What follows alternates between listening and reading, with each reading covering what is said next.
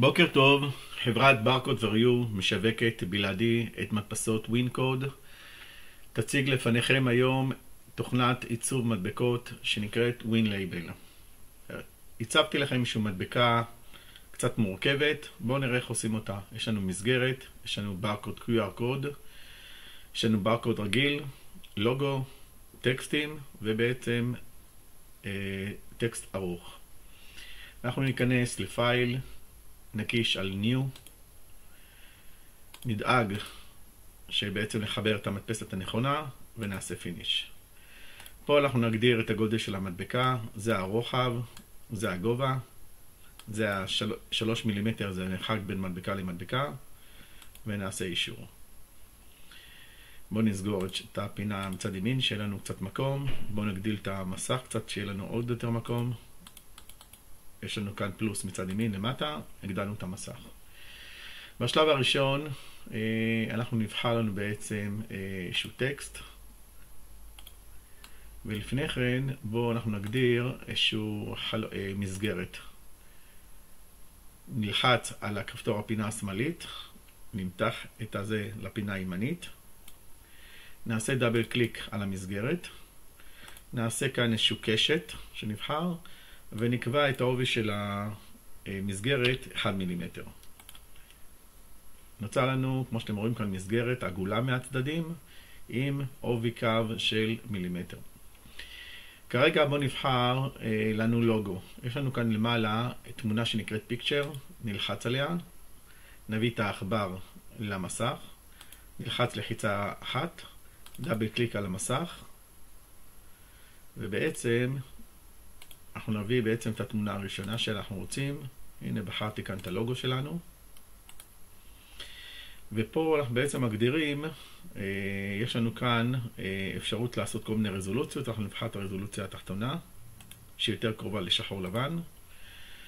פה אנחנו נמתח ונקטין את הברקוד שאנחנו רוצים. שמנו אותו בפינה השמאלית התחתונה. כרגע נבחר לנו, יש לנו כאן ברקודים. בואו נבחר כרגע ברקוד חד-ממדי. ניקח לצורך העניין ברקוד של סופרמרקט EN13. נשים אותו פה. נעשה דאבל קליק, ופה נקיש איזשהו מספר שנניח של קוקה קולה, לא יודע, 729-0000, ואיזשהו מספר מסוים, והמערכת תביא לנו את הברקודים שאתם מכירים מהסופרמרקט. נשים אותו כאן לפינה, אפשר להגדיל, להקטין, אפשר אגב לסובב אותו נניח ב-90 מעלות. איך עושים את זה? עושים דאבל קליק, ניגשים לפוזישן ומגדירים אותו ב-90 מעלות. בצורה הזאת. אנחנו רוצים להקטין עוד קצת, אפשר להקטין עוד קצת את הברקוד ולהקטין אותו. מה עוד אפשר לעשות? בואו נשים לנו ברקוד שנקרא QR קוד, נשים את השם של האתר שלנו.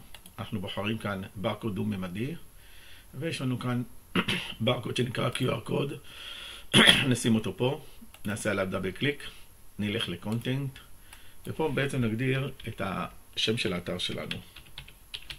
כרגע בחרתי את האתר שלי, barcode4u.co.il. אני הולך ל-readable text, ואני מגדיר שהטקסט יהיה מתחת, והגודל של הפונט יהיה 7, שלא יהיה לנו פונט גדול. ואוקיי, הנה, שמנו כאן את הברקוד שלנו. אם נסרוק אותו, נקבל את התצורה.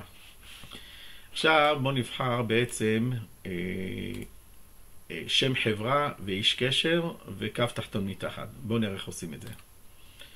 אני עושה דאבל קליק על השדה הזה, בוחר או רושם את המילה שם חברה, נקודותיים וקו תחתון בצורה הזאת. נזיז אותו ימינה, נעשה דאבל קליק, נעשה copy paste, זה אפשרות אחד שאפשר לעשות, אני אמחק את זה, או אפשר לעשות עוד הפעם, לבחור עוד פעם single line, דאבל קליק, ופה אני רושם שם איש קשר, נקודותיים, קו תחתון, בצורה הזאת. אני אזיז אותו ימינה, אני אאשר אותו קו, עכשיו אני אשים כאן טקסט, את השם של החברה.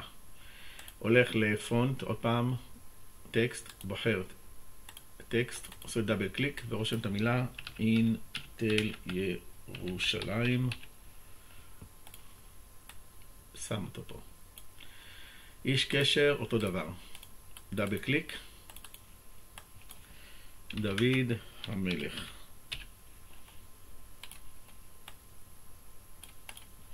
עכשיו אנחנו ניקח לנו איזושהי מסגרת.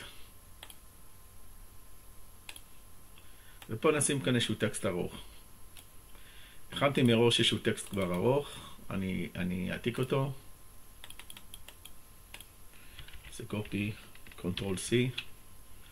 נחזור חזרה לשדה הזה. ופה אנחנו נבחר במקום סינגל ליין, שבעצם זה טקסט קצר, נבחר בעצם מולטי ליין. מה ההבדל בין סינגל ליין למולטי ליין? סינגל ליין זה טקסט מאוד קצר, ואם אנחנו נרשום משהו מאוד ארוך, הוא יגלוש מחוץ למדבקה ואז בעצם לא יודפס. מולטי ליין, כמו שזה נקרא, הרבה שורות. בעצם אם אני רושם משהו ארוך, הוא בעצם גולש לשדה הבא. איך אני עושה את זה?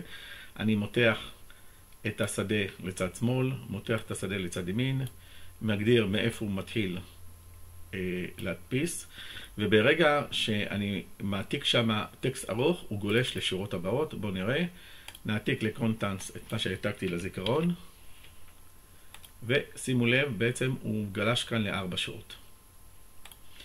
עד פה הסבר, הדרכה בסיסי על תוכנה שנקראת WinLabel.